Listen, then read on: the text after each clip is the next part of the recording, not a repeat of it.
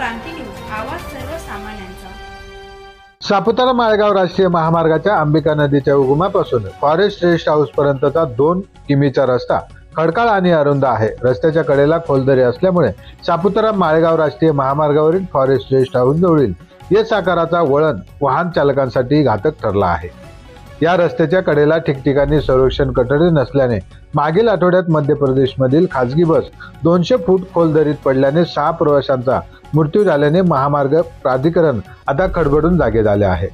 वाहन चालकांसह स्थानिकांनी संभाव्य अपघात स्थळाजवळ संरक्षण अँगल आणि दिशादर्शक फलकांसह सोलर रिफ्लेक्टर बसवण्याचे काम सध्या सुरू केले आहे।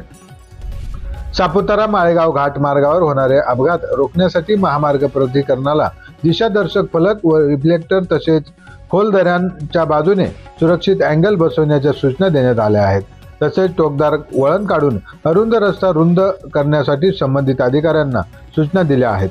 संबंधित अधिकाऱ्यांना आवश्यक मंजुरीसाठी प्रस्ताव पाठवण्याचे आदेश देण्यात आले आहेत, असे यशपाल जागनिया पोलीस स्टेशन डांग जिल्हा यांनी सांगितले आहे। तसेच सापुतारा माळेगाव महामार्ग घाटमार्गावर संभाव्य अपघाताच्या ठिकाणी पुरेसे दिशादर्शक फलक आणि रिफ्लेक्टर तसेच सुरक्षा अँगल बसवण्याचे काम सध्या सुरू आहे।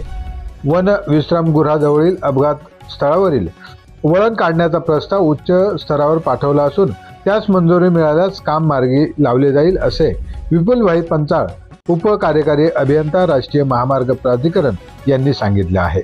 वारंवार होणाऱ्या अपघाताबाबत उपाययोजना करण्याच्या दृष्टीने महाराष्ट्र क्रांती न्यूजने देखील वेळोवेळी बातम्या प्रसारित करून वाहन चालक व नागरिकांच्या समस्या मांडल्या होत्या। प्रशासनाने त्या बातम्यांची दखल घेतल्याने वाहन चालक व नागरिकांनी महाराष्ट्र क्रांती न्यूजचे देखील आभार मानले आहेत। महाराष्ट्र क्रांती न्यूज साठी प्रतिनिधी लक्ष्मण वागुल, बोरगाव, सुरगाणा। अशाच नवनवीन बातम्या पाहण्यासाठी आमच्या महाराष्ट्र क्रांती न्यूज या YouTube चॅनलला लाईक करा, सबस्क्राईब करा आणि बेल आयकॉनला प्रेस करा।